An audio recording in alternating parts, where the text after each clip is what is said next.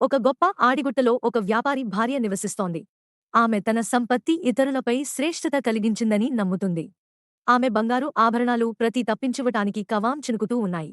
తక్కువ భాగ్యవంతులపై ఆమె అంగీకారంతో పాలు చూస్తున్నప్పుడు, ఆమె సాదాసీదా పక్కనే వాళ్ళు పవిత్ర వ్రతం ఉత్సవించమని సూచించినప్పుడు, దైవం లక్ష్మిని గౌరవించాలనే మీ ఛాయలు ఏమిటి అని వ్యాపారి భార్య అవమానంగా చెప్పారు.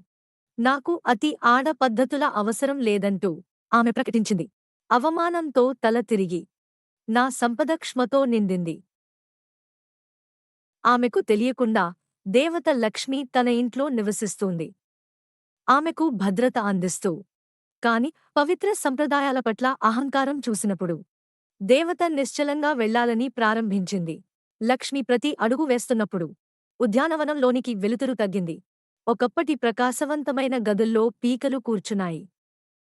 రోజులు గడుస్తున్నాయి మరియు వ్యాపారి భార్య తన అదృష్టం నశించడాన్ని చూస్తోంది. ఒక సాధారణ ఆర్జన ముందు చల్లని మట్టిపై ఒంటరిగా కూర్చుంది. నిజమైన ప్రాయశ్చిత్తపు కన్నీళ్లు ఆమె కళ్ల నుంచి పడ్డాయి. ప్రతి కన్నీరు నేలకు పట్టినప్పుడే పువ్వులు పుట్టటం ప్రారంభించాయి.